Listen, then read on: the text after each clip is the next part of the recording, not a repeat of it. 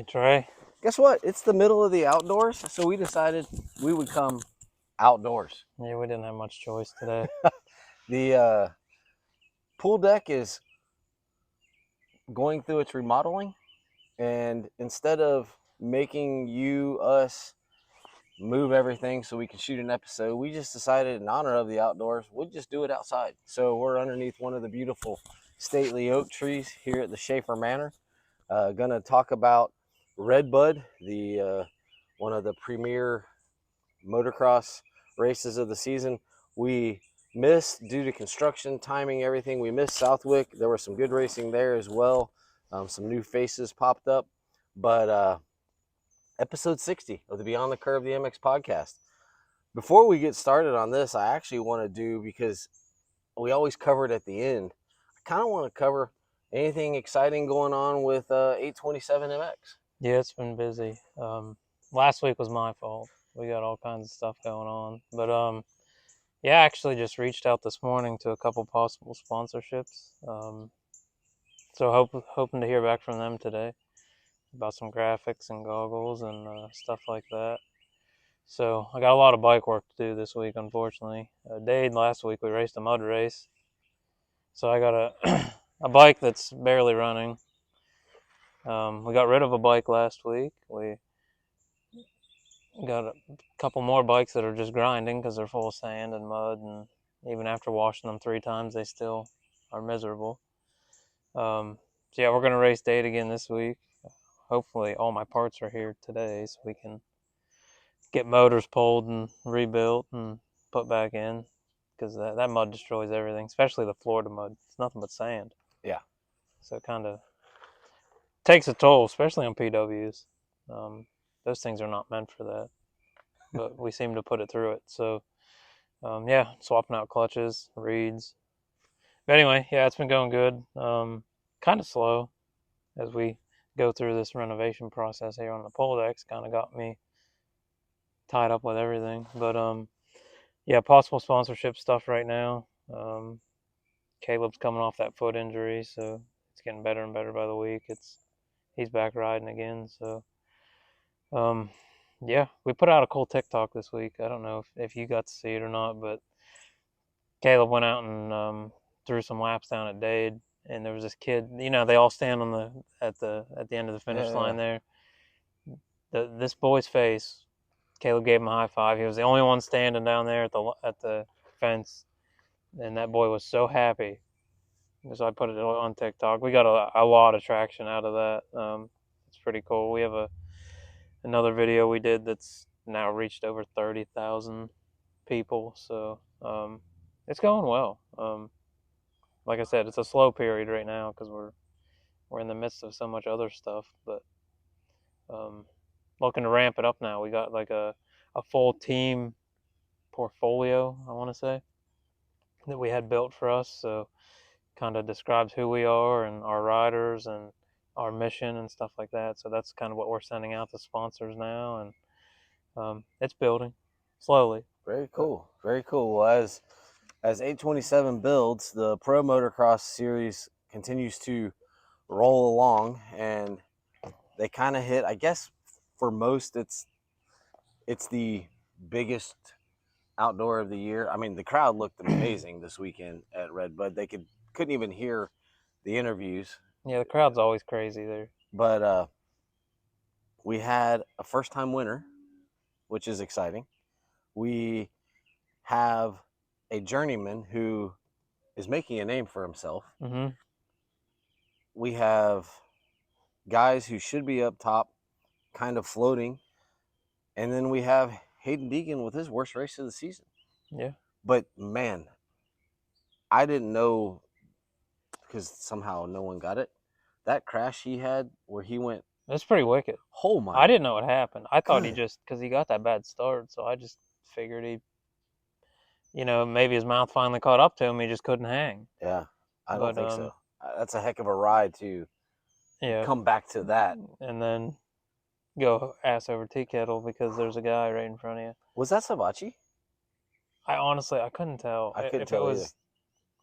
I don't know. It It was a looked like it, but I don't know. I didn't remember him going down either. So that was a bad crash. And what's funny is guys like Levi Kitchen who have a chance to gain points, they don't gain any points on them. no, They have a worse day.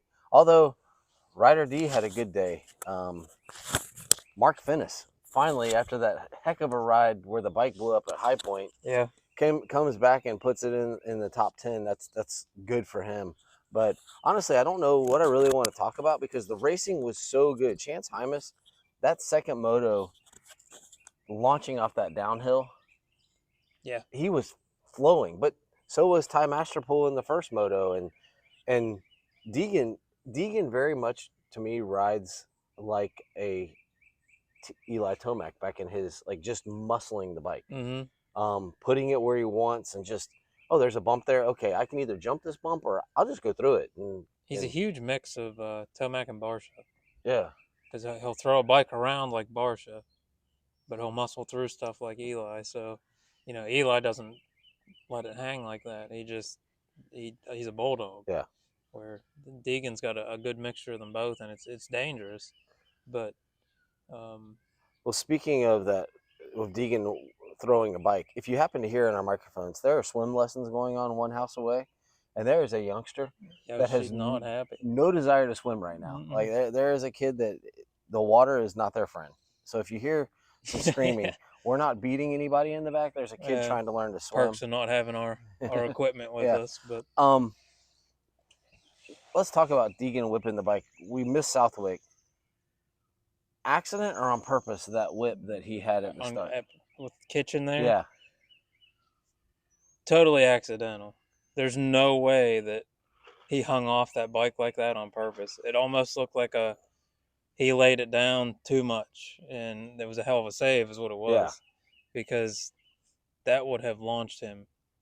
That was, I know that there was a few people saying like it was, that's how Deegan rides. That's not how Deegan rides. The average person can't ride like that. I don't even think he can ride like that. Like that was a good save Oh, it because was you don't throw a bike and then throw your body. He's laying under the damn bike when he come off of there. So that was definitely a hell of a save. It was definitely, in my opinion, accidental. and what's amazing is that zone of we're just starting this race. A normal person would have been like, okay, I got to do something to save. He never lifted. No, He he was on the gas and accelerating. straightened it out and took off. I Yeah. mean, he did spend the entire week training there. I don't know if you've seen any of the Yeah, videos. Yeah. I watched them train, and that's one of the things they actually did it this weekend. They played that montage of his interviews. Mm-hmm. Okay, first of all, I don't know who's doubting him. I don't know who's. I don't think I haven't even heard the media really doubt him. I Like think he's just. it's got to be an internal thing I from think he's Brian, in his right? own head at this point. Like Like Brian telling him people are doubting him it has to be. I because don't no know. one's doubting him. I don't know if that's like Dad's play. Like Yeah. that, that's how he gets him amped up, or what, or everybody's doubting you. I truthfully think Brian Deegan's got his own mental stuff going on, and Well, they have their own problems right now because yeah, Haley's lost her NASCAR ride. her drive, yeah. Yeah, so But they've got some bigger fish to fry now. yeah, and I truthfully think because Brian has pissed off a lot of people in his career. Yeah. He's done some things that you shouldn't do if you're friends with people, and I truthfully think that um, a lot of that is stemming from the choices he's made, and I think he kind of passes it down to his kids. And I mean, I think it looks all nice and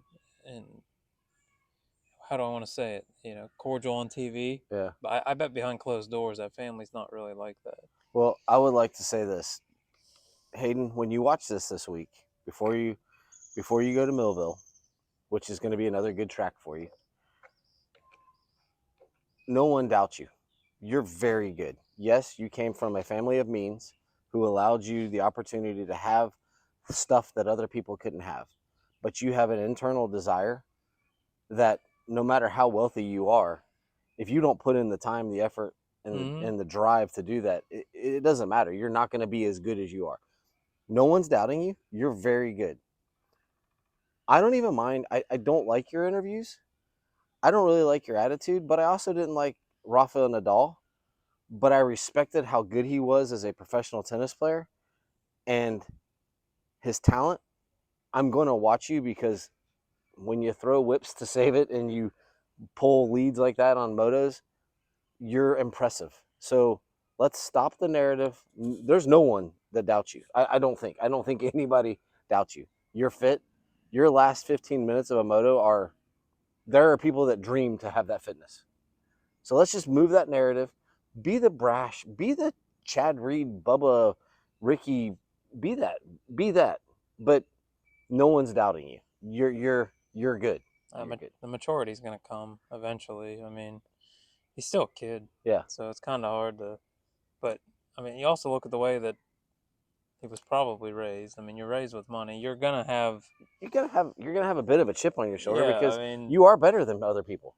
And you're raised totally yeah, differently yeah. than the average person. You are a multimillionaire racing in a blue collar sport. It is what it is. It's okay. Yeah. It's okay. Speaking of blue collar mentality, Chance Hymas. That was, I mean, he looked good both motos. He's had this ride the whole time. Yeah. It just, he could never put it together. But you can see when he puts it together. Now, don't get me wrong. Ty Masterpole was on an absolute roll. Yeah. Could Deegan have got him on another lap? Oh, yeah. Maybe. Oh, yeah. He was actually holding him off. Now, whatever race he won. High Point. Was it High Point? Yeah. So, what I would have said that another lap, Deegan would have smoked him. Another lap at RedBud, I do think Deegan might have passed him, but I still think it would have been close because Ty was on fire. Here's my thought on the Ty thing. Or actually, 10 other riders minus Deegan, because Deegan is the rabbit. Mm-hmm. Ty didn't choke. No. He didn't choke at High Point. I think he had a bobble in the last lap that caused it to get so close. Yeah. But he has proven, hey, guess what? If Deegan's faster, Jet Lawrence is faster than everybody else. Mm-hmm. Chase Sexton is the most fit in the 450. Like, everybody's kind of got their thing. Deegan is faster. Yeah. If Deegan catches him and passes him, okay, that's it. But Ty didn't choke. No. He fought through. He didn't crash. He just kept going. And I told Michelle and I were talking about it. Like, he's proving, like, okay, maybe I'm not the fastest because Hayden Deegan is the fastest. Like, he is the fastest guy. But I didn't choke when under pressure. If he passed me, cool, he passed me. But I didn't choke. I'm going to finish second. And I think you saw that effort happen. Mm-hmm. That's why he got the fifth. And he was done. He was done. Now, Deegan has the ability on most weekends to, I gave that effort the first moto. I gave that. Well, now Ty's going to learn, I got to be able to do that exertion twice. Yeah, both motos. And he's going to fix it. He's going to fix it. He'll figure it out. But he didn't choke. No, not by any means. Okay, so we're on the same page there because, like, if he gets beat, he gets beat. Oh, yeah. But, like, I think his ride was phenomenal. Yeah. And like you said, the second moto, he did tire out. And you could tell, he was spent. He even said, my first 15 minutes, I felt great. Mm-hmm. And then he's like, then it was, but he's so fun. He's got to work on his interviews because he gets so excited. Yeah. He's just like, the fans are awesome. Mm. And then he's like, I don't know what else to say. Like, the fans are awesome. Yeah, he was pumped. And he's just done. You can't blame him, though. I mean, he's come a long way. Yeah. I mean, he had great success last year, and then Supercross has never been his thing. He did a lot for HBI, and then outdoors is where he shines. But he got this opportunity this year, and he's definitely making the most of it. I mean, he's towering over their star guy. I know. That's the part that's cracking me up. You wonder how Levi feels. And Levi even got on the podium. He's like, man, I've got to do some different things because he's just like, this is not working. But that being said, there's not a place for Ty on the PC team next year. They're going to be 6 riders deep. Drew Adams, Mm-hmm. Forkner, possibly, Kitchen, Hammaker. I've seen some video that Faulkner's coming back. Yeah, but what happens to Ty? Like someone's gotta take him after Super Motocross and say, hey, we're hiring you. You're gonna come train Supercross. We don't care if you just finish top 10. Just finish top 10. I mean, I bet there's a spot on Star Yamaha after a Nick Romano. Yeah. Well, Anstey's not really doing anything. No.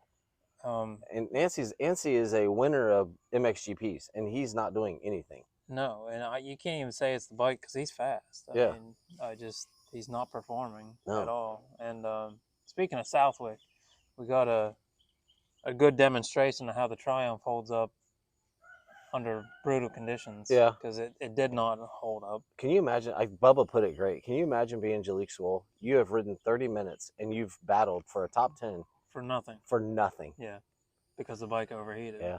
And I will say, on their defense, that has happened multiple times to multiple bikes throughout the years. Oh yeah, it's not. Honda bubbled fuel one year and ran the bigger tank because they were boiling their fuel. No, I mean, Joe Shimoda eats clutches out of those bikes like crazy. But I mean, I'm not blaming Triumph at all because they're still developing that bike. Yeah. I mean, it's developed, it's tested, but both guys got top 10s this weekend at some point. Yeah. No, they didn't. Savacci was running. Jalek and Savacci were running top 10 before Savacci had his whatever happened. I don't even know what happened to Savacci. I don't know, but like Southwick is a brutal track. Yeah. So I think all these manufacturers should be testing at Southwick because that's going to put the bike through the ringer. I wonder I wonder if that will open up because like all the MXGP guys go to Lommel and they just pound out motos in Lommel. They just pound. I wonder if Star kind of was like, we're going to do this. And I wonder if you'll see teams start, I wonder if we can do a ride day. Or go down to Croom and set up that motocross where loop. Everybody was, a lot of the big guys, the Lawrence brothers, Aiden Shive, who else? Evan Ferry. Chisholm. Somebody else was there too. Yeah, I can't remember. I feel like Dax Pennick was there. But it was literally and Croom's same concept. Yeah. And just go out there and pound 30-minute motos on stuff like that, and you're going to know what your bike's doing. Speaking of bikes, where's Beta? Colt Nichols departs. Yeah. Benny's hurt. This should be your time to shine. There's enough privateers out there that you could probably pick up a couple riders. Couple good ones. That would love it, And you're testing. There's no testing going on right now. No. There's nothing. This is you came from MXGP. You came from Enduro. This is your time to shine. Where is your bike? Yeah, I would be finding a couple riders. Maybe the budget's not there. Yeah. Maybe they exhausted the budget in Supercross and they're trying to get their bearings straight again because their focus is Europe. Yeah. But it's not a good look to me. It's not a good look because I would think this would be the time for them to get a good test of American motocross, and they're not gonna be an SMX. There's gonna be Triumph comes out. We're only gonna do 250s. There's some delays on their 450s, but they're gonna have a presence at SMX. Mm-hmm. Beta's not gonna have a presence. Colt Nichols disappeared. I don't know what the story is behind that. I don't know why he left. Yeah, I don't know. Benny has done Benny things. He's done some good rides and got hurt. Mm-hmm. Well, now there's nothing happening. Benny's been in it for a long time. Yeah. I mean, it's not okay for him to have an injury because he really doesn't. You think back through his career and there hasn't been like terrible. No, but he's always hurt. He always gets hurt. Injury through him, but it's always like these minor. But I think it's because he's so damn big. There's a lot of them. I think he's one of the biggest guys on the track. Yeah. If not the biggest. Yeah, so it's a small man sport. And I wish I knew the guy's name. I watched a video this week of a guy. He's 6'7". he rides. Pro? I can't remember if he's pro or not. Yeah, I know there's a pro because he actually went to the races and was bigger than Benny. Yes, And I can't remember his and he his name. tips his handlebars down, and it's the weirdest setup, but it works. Yeah. He looks like an absolute giant on a bike. Yeah. I cannot remember his He's name. like a monkey hump or Yeah, football it just because it just remembered that reminded me of that. But Jason and I were talking about this on the other podcast. Triumph Beta, because we were riding, Jason rode this Chinese bike this weekend, testing it, and we were talking about Triumph and Beta. They have all these, because even Kove has some upper guys that they've let have these bikes to run through the paces. And why don't any of these manufacturers go to like a U or not even like a Caleb because he's too good? Like, go to these normal folk and say, here's a bike. We're going to give you this bike for $1. mm-hmm. We want you to go run the Florida Motocross Series as an amateur. Mm-hmm. We want to see how the average Joe does, what brakes, what maintenance looks like, Yeah, what. the people that are actually going to buy Yes, them. yes. Why don't these companies think about that route? Like Triumph, dude, dump a couple bikes in some of these amateur, not the A level guys, Mm-hmm. these BC families that have the means that they're going to do the maintenance, they're going to wash the bikes, they're going to make you buy this bike from us for $1. At the end of the year, we're going to buy it back from you for $1. But you have this bike to use. Can you imagine like an FTR guy? Like, there's a couple guys that would love to ride a Triumph for one of the new betas, and yeah, I have 13 races. Yeah, it's going to get abused in these races. Test it, and it's going to get real world Joe Schmo testing that the kind of guys that are going to be able to buy it. but the marketing alone on that would be phenomenal because it's at the race. Yeah. You know, like, where did you get that? How is it? You know? Yeah. I've always wondered about those things. Yeah. What do you think? How's that bike? Yeah. And you're getting real world testing. You're going to break levers. You're going to do this. You're mm-hmm. going to want to change foot pegs. Does that work? And Jason and I were talking like, dude, there's got to be you have all these guys tested. And I know that the testers, there's Kiefer guys that are testing it. And then there's guys like you and me that test, but we're only testing that bike on that track. We're not going to 13 or 14 different tracks and riding it and seeing what it's like and seeing how it handles Ohio mud versus Florida sand. And same with the Stark.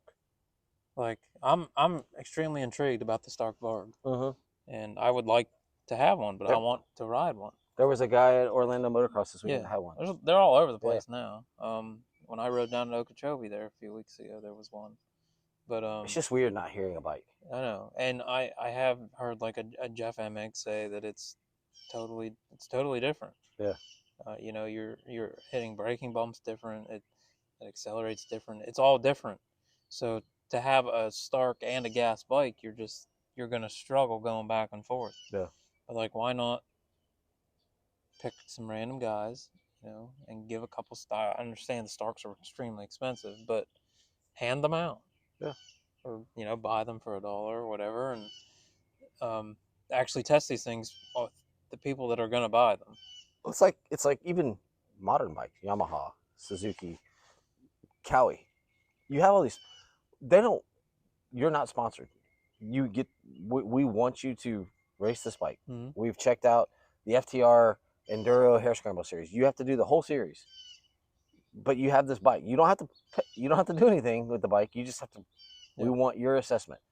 Go to, I don't know, the North Carolina, that series they run up in North Carolina, the motocross stuff where they do the indoor arena.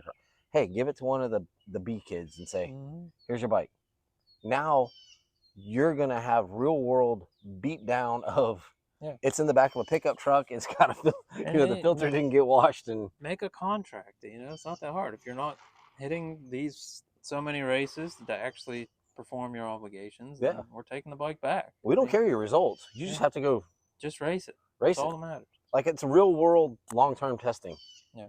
Instead of running out in the desert or what they do, like, but all those riders are good riders. Like, what about me that doesn't know how to? So it was just one of those conversations we were having. We got off track, but I think it kind of fits with you were talking about the Triumph, which led to the Beta, which then led to when are we going to see these bikes? Like, no one has one because where do you get them? I know that you can get Fun Bike Center is carrying Triumph. Now carries Triumph. Yeah. But how do you get one? Central Florida Power Sports now carries Stark Bargs. Okay. They've had them for quite a while. Beta, I did see Beta somewhere. Yeah, I don't. Do they fit in a dealership, or because they're not going to do standalone because they're too small. Yeah, I seen them. I did see them somewhere. But it's kind of like the Sherco, TM, all those brands. Yeah. Well, I might be curious what a Sherco is. I know, just from being up north, the Shercos are pretty big in the outdoors. Yeah. And they're a really good bike. Yeah. But a lot of guys, because they're so expensive. Yeah, they are expensive. And they're hard to get. It's hard to get your hands on them. That a lot of the outdoor guys up there run like gas 300s. Yeah. Because they're just easier to get a hold of. Yeah, it's and well, that's the whole thing with a lot of these brands is how do I get parts? Yeah. So, I mean, I can buy a Yamaha and I can find parts. For my 2005 Yamaha, I can rebuild the whole thing with no problem. Yep. Like I can order parts and they're here tomorrow if I want to. So, I'm gonna say this: there was some good racing. There was some good stuff. I got one result that I really wanted to touch on. Well, two actually. Crockett Myers, who has been battling. I mean, at one point this year in Supercross, I think Starling was carrying his stuff to some of the races to try to get him to the races. He goes 18:22 for 22nd, but he finally gets some points in outdoors. Evan Ferry finally scored points on both motos. How about this? 21:20 for 23rd overall. Finally gets points. He looked better at Southwick. I've been following because I'm as hard as I've been on him. I actually want him to do well. I actually want him to succeed. But he finally got points. He finally succeeded.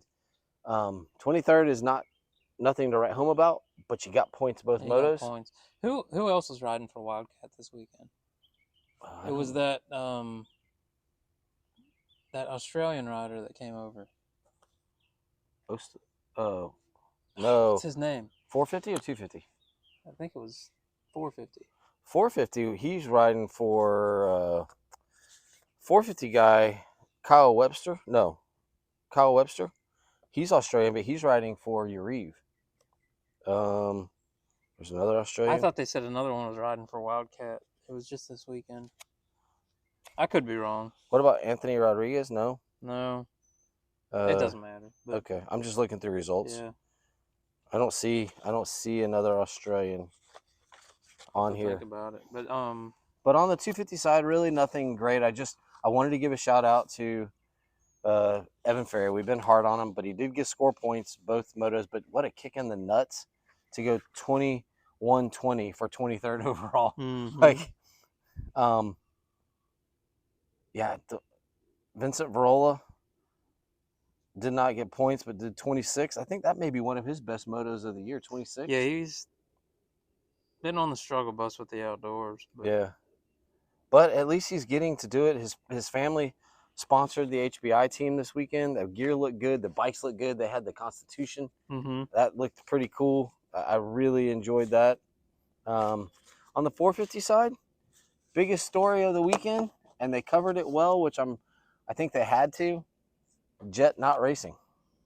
Yeah, I mean Jet not racing. Hurt his thumb.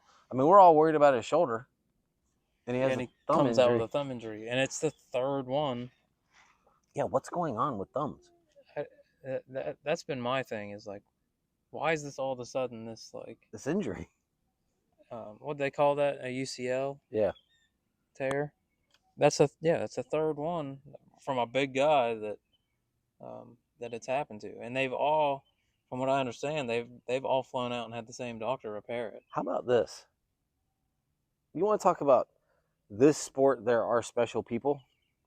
There are special people in all facets of life, but we all like to ride. We race. Imagine this: you hurt your UCL on Tuesday. When do you think you're going to get to have surgery on that? Probably a couple weeks. Okay. He heard it on Tuesday.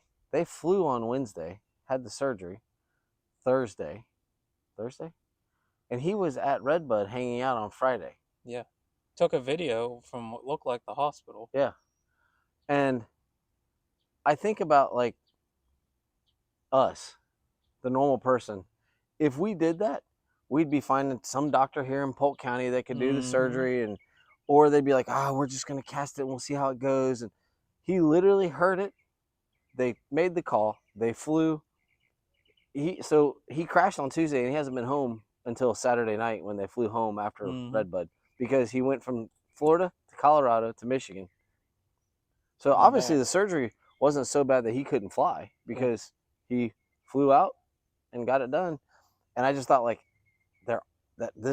they're special people. There are special people. Money is an amazing thing. I guess when you have, even at a doctor's standpoint, like when you can create success for yourself by fixing some of these other guys, you're now the go-to guy. Michelle is laughing. She's like, can you imagine? You call, they fly you out, and you call and you're like, I've got my appointment. Like, we're going to have to push you back. We've had an emergency. And like some local schmo is coming to have his thumb worked on or his knee worked on or something. And doc's like, sorry, we're going to have to push you back till 2 because I got an emergency. Then you wonder if you're, if those people are ever like a motocross fan and they're like, I got pushed back for Jet Lawrence. At some point you're going to, because they're naming the doctor, and there's got to be somebody out there that maybe they'll never know. They don't care. But that'd be awesome in my case. But with Jet gone, whose championship is it? I mean, Hunter rode well. Did Hunter ride concussed? I think so. That was a brutal hit too. But there's a lot of talk I've seen that this will be the second or third championship that Sexton's been handed. You're never handed a championship. No, you got to be there. Yeah, like Sexton might not be the top guy, but he's the top guy when shit goes south. Hey, Dungey's checks cashed. Yeah, Dungey never beat Villapoto, but Dungey won a lot of championships. Yeah. He was never the best, but he was always consistent. Always there. That's all. I mean, championships have nothing to do with being first every time. Yeah. All it takes is one mistake, and then you're the next guy. So, but you're still second in a championship, and that says something. Yeah. I mean, that irritated me a little bit. That are you that like blindfolded that the championship's just handed to him? Well, they called Dungey the Diesel. James Stewart has come up with a name for Chase Sexton, which I actually think is appropriate. The locomotive. He just starts chugging, and he just goes, and he's there. He is there. He's there for the pickings. He's there, he's there. But he went 1-1 and good. The first moto, he destroyed them. Yeah, destroyed them. It's like about 16 seconds or something like that. That's a big lead. Let's put it this way: they were sitting down, cooling off, drinking their water, and they were going to commercial, and there were still guys finishing the lap. They had already sat down. River's gonna be coming out. Uh-oh.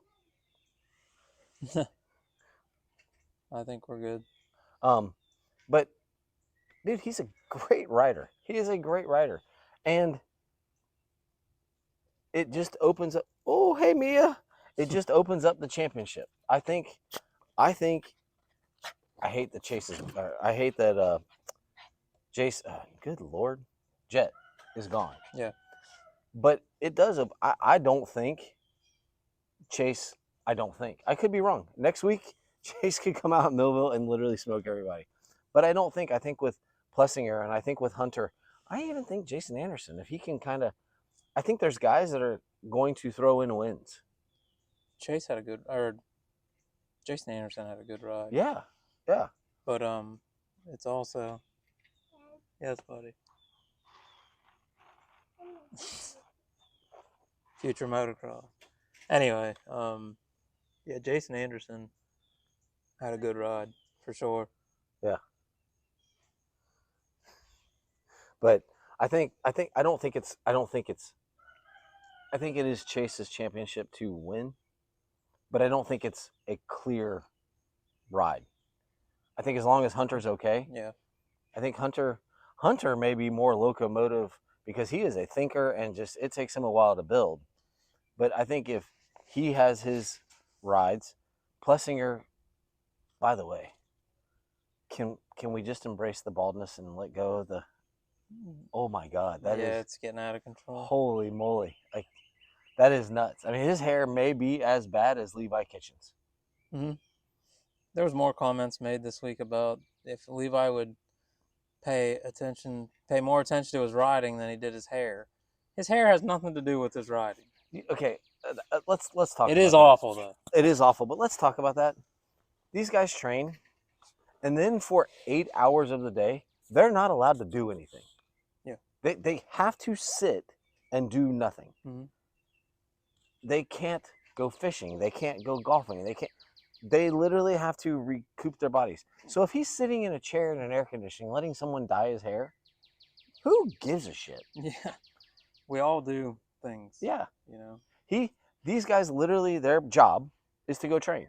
And then unlike you and I, we have a job and then we can go do other stuff and exhaust ourselves. Mm-hmm. They're not allowed to. They exhaust themselves and then they have to sit. Yep. And recuperate. So some of the guys play video games. Some of the guys have podcasts. Oh, if they'd spend more time training, they can't train 24/7. They can't. They'll be exhausted come Saturday. Like, I don't think people understand how much work that these guys actually put in. Yeah. So yeah, I'm not even gonna listen to that crap because you can't. You just can't. That's why I said it's like everybody's got blindfolds on. They're just clueless. Yeah. Maybe Levi Kitchen hasn't gotten his base down to the point that he can push for 30 minutes on a motocross track. But we also know people that overtrain. Oh yeah. You know, there's a lot of overtraining that goes on, and you're too fit. And you can also get too tired. Yeah. And you tire yourself out. Spend too much time on fitness instead of riding. Yeah. I mean, it's just a part of the sport, I guess. People are just so blindfolded to what actually happens behind closed doors. They just look at results. Yeah. I'm gonna go with Justin Cooper is basically the quietest top level motocross rider that we've ever had because he went 3.6 this weekend and he was invisible again. Even when he went third, he was invisible. He had a great ride and he who went fourth? Aaron went fourth. He passed Aaron at the end of the moto. Yeah. And they talked about it, but it was like, oh, Justin Cooper is now in third. Okay. You know, as quiet as he is, he's always going to have a job. Yeah. Because he's always there. Yes, he's good, but he's almost as much of not a media darling as Eli Tomac is. But Eli has a little bit of a personality. Yeah. Justin Cooper has no personality. He is. I don't dislike him. He's just he does good. Yeah, it was really good. I really had a good time out there. Okay. Smiling a little bit. Yeah. He's quiet. And that's it. But I mean, he finished fifth this weekend. The most invisible fifth place that there is. How about Malcolm Stewart? Malcolm did well. That's his best finish of his career, really. In outdoors, I think. He hasn't raced there for 10 years. Yeah. That's crazy. That he's been racing that long, but he hasn't been there in 10 years. Mm-hmm. That's nuts. There's some other Harry Coulis is just doing amazing. That guy, talk about a smile and a personality. That guy has a smile and personality. Kyle Webster, I don't even know who this guy is. 2 weeks in a row, he comes over I guess he's coming over here to train and to go home and race Australia. Are we going to let him go home? The guy's damn good. Yeah. No, he's coming over here and proving a point. I mean, he led for a while. Christian Craig, your guy Christian Craig, he has been building. He didn't have the greatest second moto, but he has been building. Last weekend he built. He was up there this weekend. Is he going to save a ride, or is he going to end up? Where is he going to end up next year riding? I don't see them getting rid of him, honestly. He's building. It's getting better. And like I said, I do believe he would build throughout the year, and it would, he would gain his strength back. Been off the he's been on the bike, but he's been off the bike Yeah. technically for a year, and I think I don't think he's gonna have a problem with a ride next year. I don't. Okay. Um, Because it looked really bad yeah, for a while. but he's also, if I'm Husqvarna, I look at the social media presence his wife brings, that he brings. He's more than just a rider to them. They brand Fox something fierce. Yeah. They do quite a bit of advertising for Fox alone, and then Well, he's been building. The second moto, I don't know what happened, but he kind of got pushed back a little bit, but he was there. yeah, He was there. He skipped. You can never skip a privateer effort. Garrett Marchbanks with a seventh, 7-8. Not bad for a guy who literally jumped in the middle. mm-hmm. And it takes a while to get those sea legs. He's done well. Yeah. Like, I'm glad they have him on a 450 because I know the FXR bikes, the club bikes, they struggle a little bit in the 250 side outdoors. They got it nailed in Supercross. Phil Nicoletti, I don't know what happened in the first moto. He and who crashed at the beginning? Ferrandis.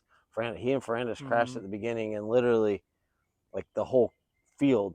Now Ferrandis was able to get up a little further, actually get into the points, but Brock Tickle, it's cool seeing Brock Tickle out there. that again. was cool. I kind of expected, like, okay, if he finishes 20th or so, like, Yeah. But to have the weekend he had, that's damn good. Mm-hmm. He hasn't raced in 4 years, 3 years. It's been a while, and go 12-15. I mean, even at that, not racing in that amount of time he's an older guy. Yeah. He does a lot of the testing for Cowie, but I mean, they didn't pick anybody better to do the testing that they wanted to do there in a real life race scenario, because he went out and did what he needed to do. Yeah, I mean, it's good, and I don't know. I feel like that's pretty damn impressive. To go out and you beat a guy that's been racing the whole series, Shane McElrath, Phil Nicholas. I know Phil beat him in the second moto straight up, but that first moto, but like to go out and actually get a top 20 for a guy that's literally, you are a full-time test rider now. That's all he does. He's just a full-time test rider. You're not putting in 30-minute motos most of the time. No, he's got the job. Yeah. And all these test riders have the job. This Alvin Östlund from Sweden, I can't figure out. He's good. Last weekend he was running. He and was it Harry Coulis? They were running top 10 at Southwick, and Harry went down. This weekend he goes 18-17 for 18th overall. He's a friend of Lars from Sweden. He's kind of he's not really riding factory Honda. He's got a bike, but he's pretty solid. It's amazing the international flair we've got going on. There's a lot of it right now. Yeah. And it's cool to see all that. Even the announcers to riders to, Will gets her citizenship. Yeah. Gets a cake, which is cool. Like, I'm glad that we're supporting all that. Yeah. Colin Park's one of those kids. He's hard not to like. He did some announcing during Supercross, during the Supercross Live, when he was braced up and making his comeback, and I kind of expected a little more. That first moto with a 15, that's pretty good. Yeah. That's pretty good. He's another one of those young kids that's making it up. I think Ricky was a little rusty on his announcing this weekend. He sounded a little rusty. Yeah, it was he was all over the place. Yeah. Before I watched the race, I seen some comments on it, and I'm like, how bad can it be? It's just Ricky being Ricky. It's normal, but it was kind of touch and go. Thank God there's Weege, who kind of... Yeah. Do we know what happened to Freddie Norn? Because he's pretty solidly guy, and to not finish... Do we know it? I don't know what happened. It's so hard to follow motocross when it comes to all these crashes, because half the time they don't even cover them. Yeah, there's not enough camera angles to to get everybody. Yeah. Or they just don't show it. Real quick, the battle that was happening. Who was that? Was it 250s? Is that 250s? The battle where the guy crashed over the tabletop and Vial and Oh my, yeah. Vial and Shimoda. Is that who it was? Who was that? Was it the second moto? It was Ty. It was Ty? Yeah.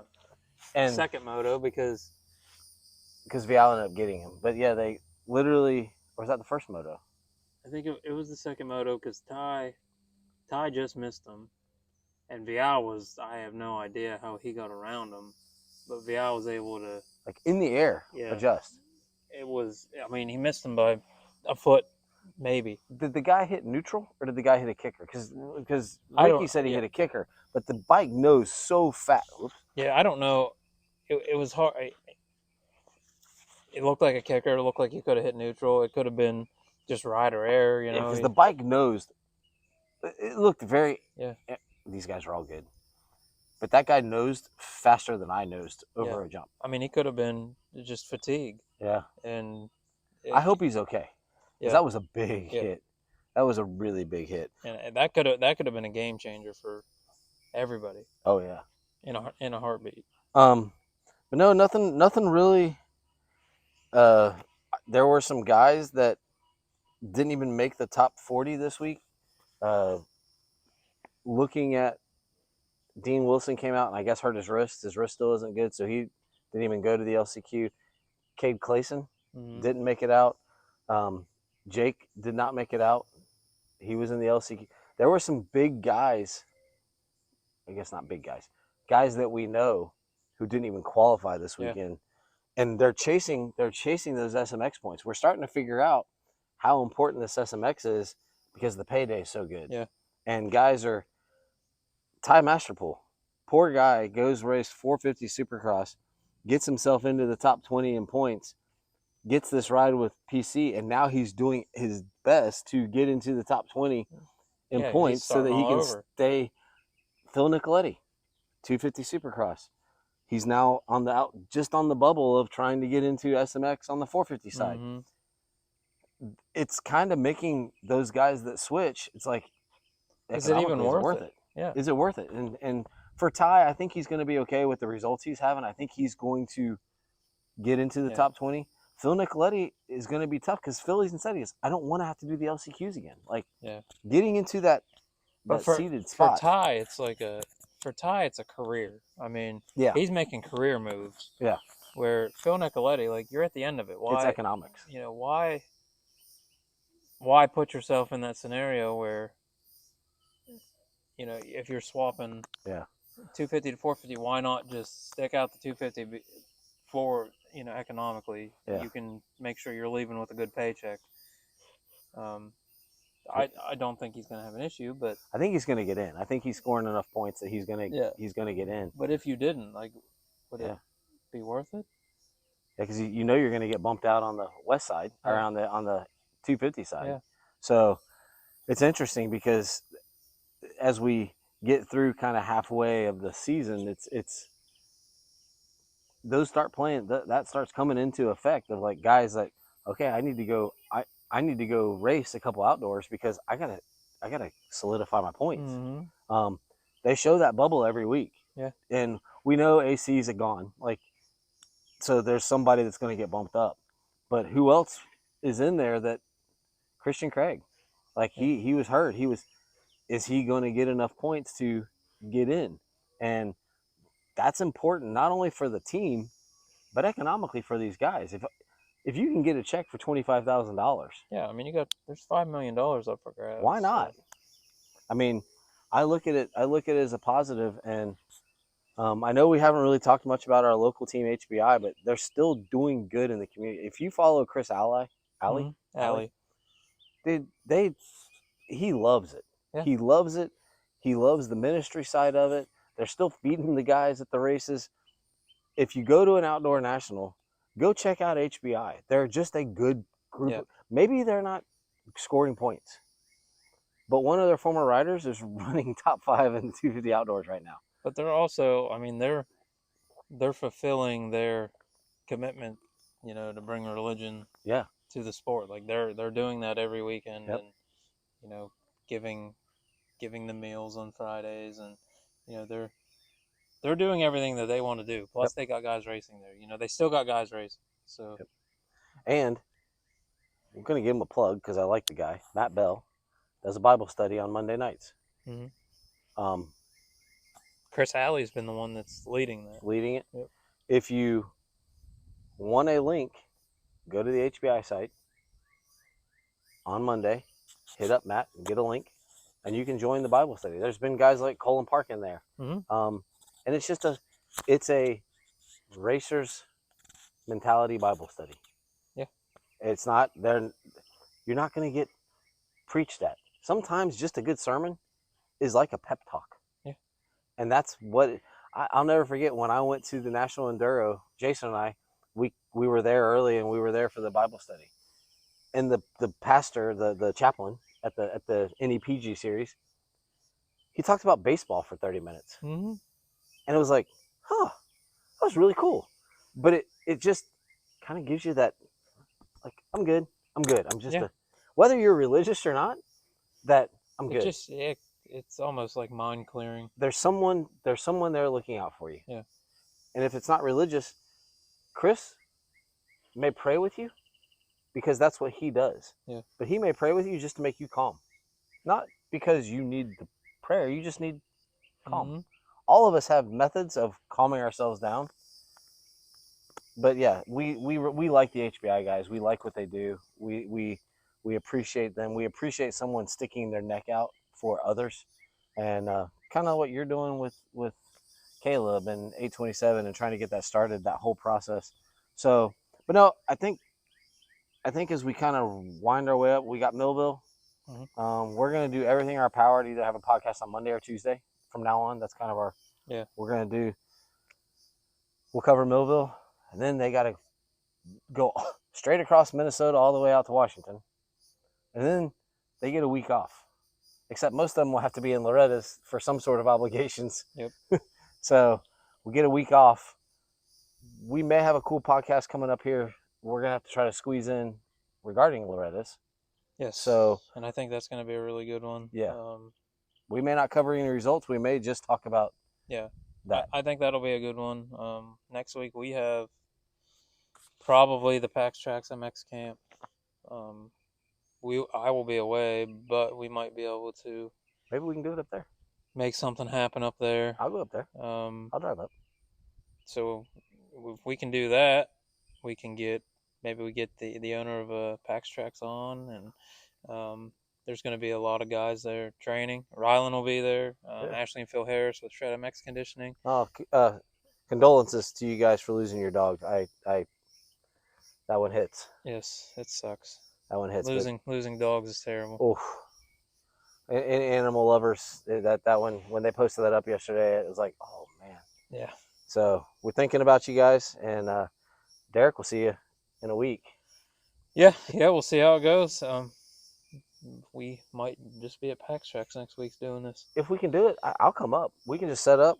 Yeah. And we can just have a floating crew come in. We're likely going to be there. Okay. We'll just do a floating. That's the game plan at this point. And I already talked with CJ about doing some podcast stuff there and cover a little bit of this, cover a little bit of the camp, cover some of the guys that are training there. It's going to be hard to get a lot of the trainers as they're training throughout the day, but we can probably do some live interview stuff and get some video of the training. And it's a really good camp. There's still time to sign up for anybody that wants to sign up. Adults, kids, it doesn't really matter. It's catered to everybody, and it's actually really in depth. Food provided, hydration provided, and it's not cheap hydration. Last year it was liquid IV for everybody, so they do not skimp out on this camp. Cool. It's definitely worth it. Very cool. Well, obviously today was brought to you by Liquid Death Sparkling Water. If you don't know their story, it's water. It's not alcohol. They hate plastic, so they bottle their water in cans. It's actually pretty good. So it's not really bought to them, but I'm looking for a free plug. So yeah. This has been episode 60, outdoors, covering the outdoors. we may be live from Pax Trax next week. I think that's the goal at this point. And it'll be another outdoor episode outdoors, revolving around the camp. And we don't know, but we're also going to do everything we can to get that episode regarding Loretta's out as well before Loretta's happens, because that would make more sense. He is Derek Schaefer with DBS Custom Fabrication and Handyman Services. If you want to see a good remodel, come by his house. The gate's always open. You can see him redoing his pool deck. He also is the owner and founder of 827 MX. I still am Trey Heath with Michelle and Trey Real Estate. This has been episode 60 of the Beyond the Curve the MX podcast. Our billboard's not there. You just imagine. And we'll see you next week from PAX. Bye-bye.